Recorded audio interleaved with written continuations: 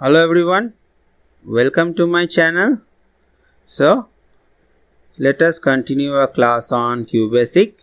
Today we will be discussing more on some more operators, and we will also learn about the conditional statement if.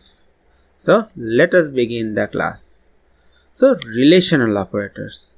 You have already learned some of the relational operators in your mathematics.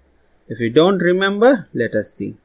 So relational operators are basically used to determine the relationship between the operands that we are having. Okay? So you remember what are operators and operands?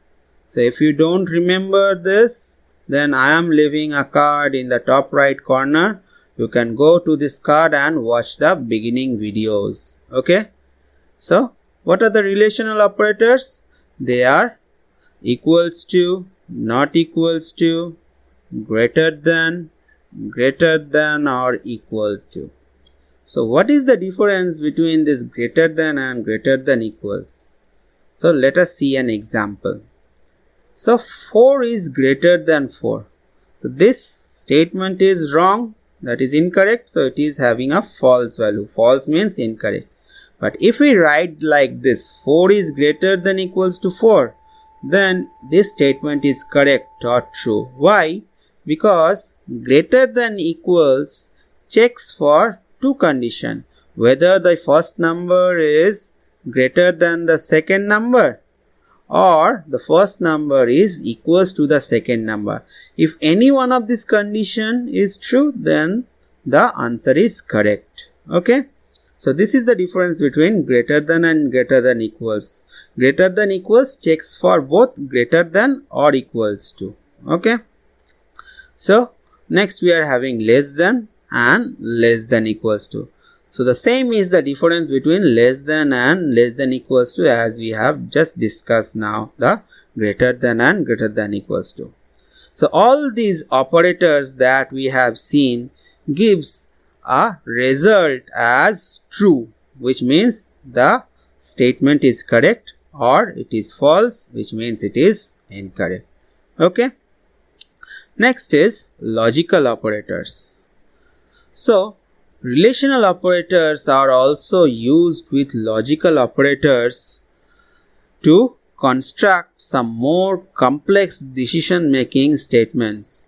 So there are many of them. So for now we will be discussing 3 of them. Those are and, or, and not. So let us take up each one of them one at a time. So first is AND operator.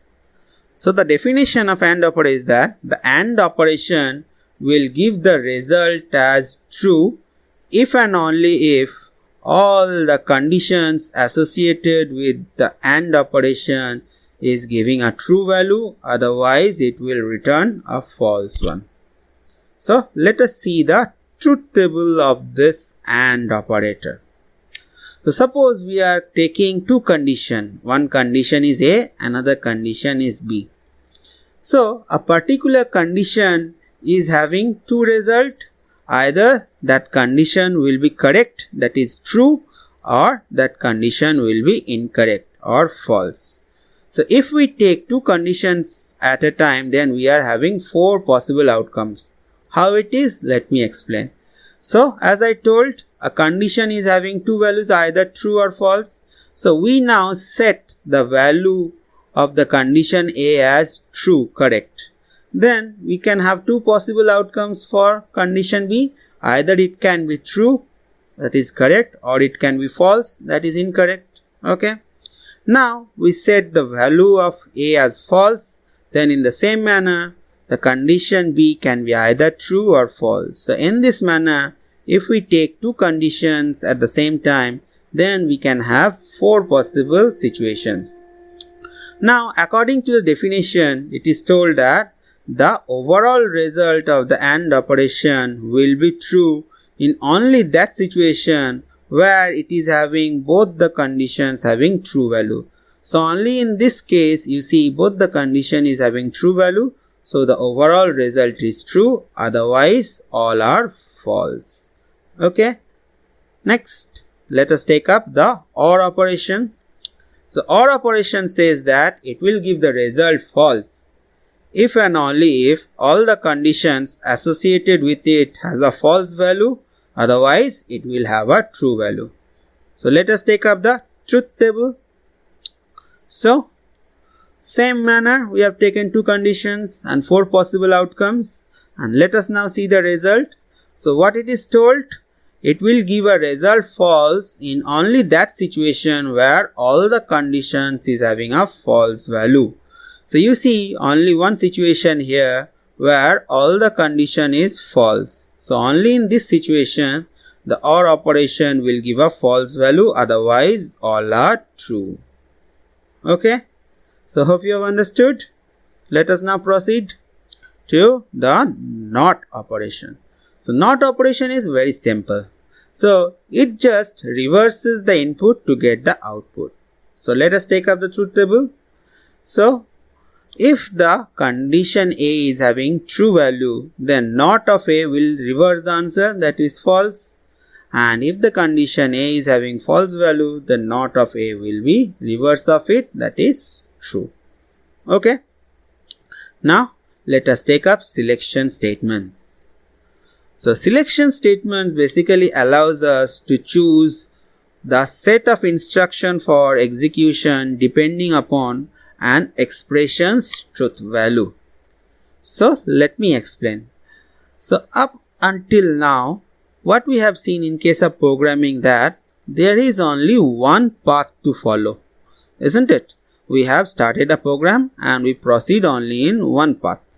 But in some real life situation, there can be multiple paths to choose from depending upon a particular condition.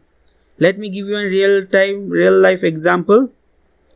So let us consider the school uniform.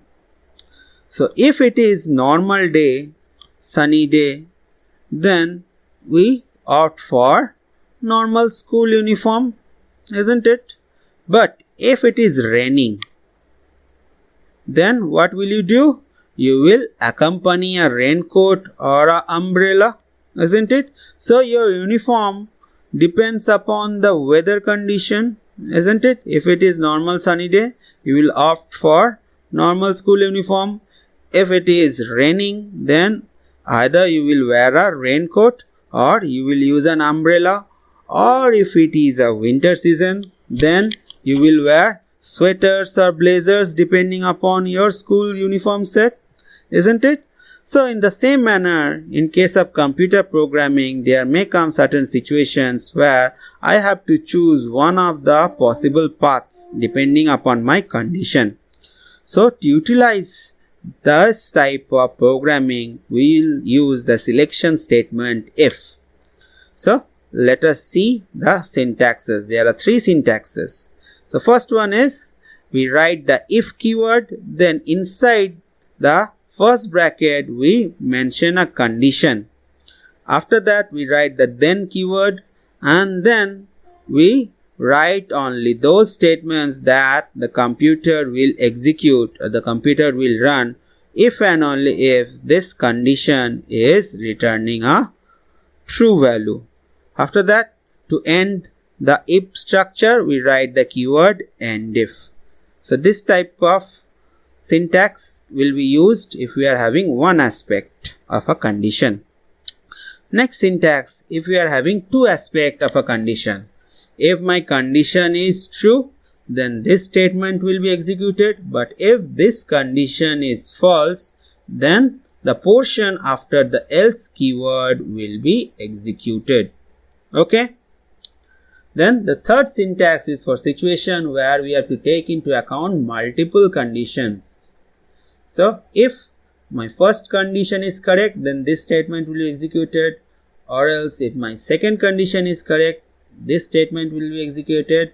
In this manner, I can give as many else if and condition as it is required for my programming. That's why I have written else if condition n.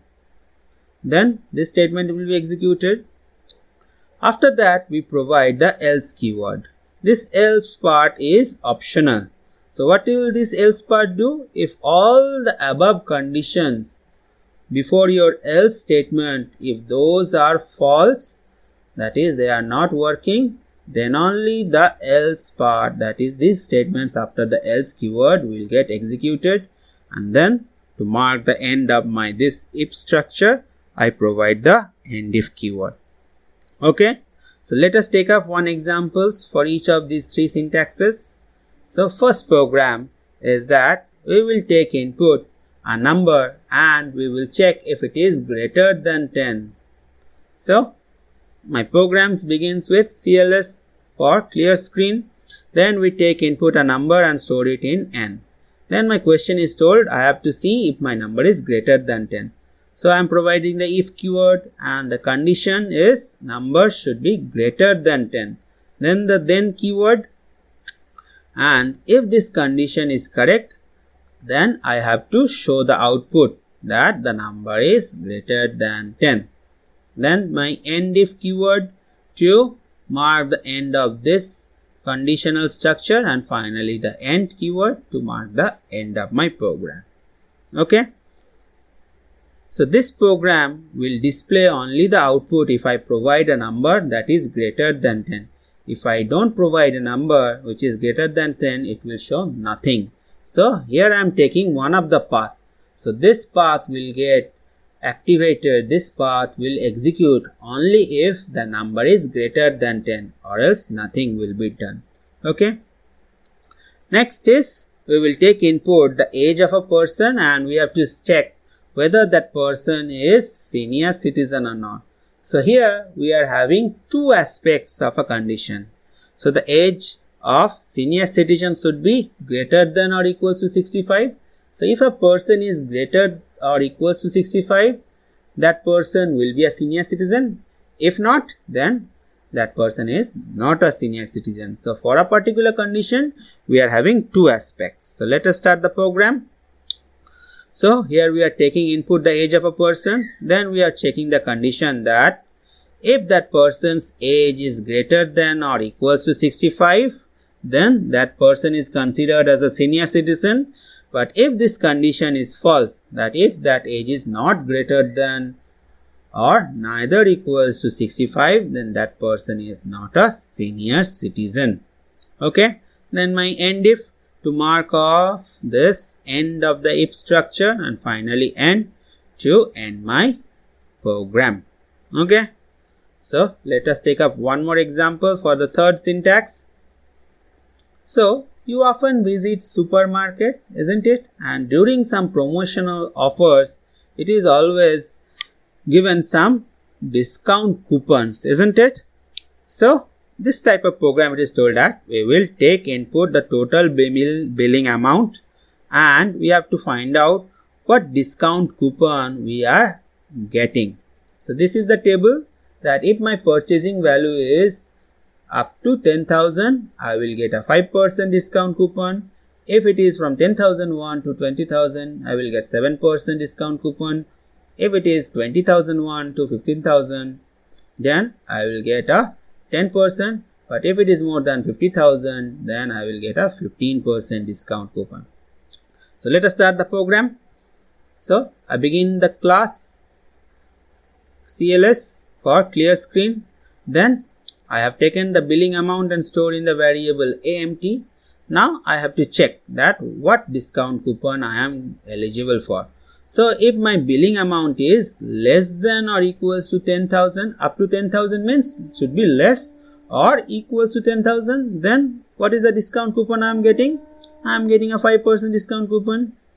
Next is if my amount crosses 10,000, but if it is less than 20,000. See here, I have to incorporate the AND operation, because to get the 7% discount coupon, my purchase value should be 10,001 or above, and at the same time it should be less than or equals to 20,000. Then only I will get a 7%. Now if my amount crosses 20,000 but it is less than 50,000, then I will get a 10% Otherwise, it is a 15% discount coupon. Okay, so my program ends here, and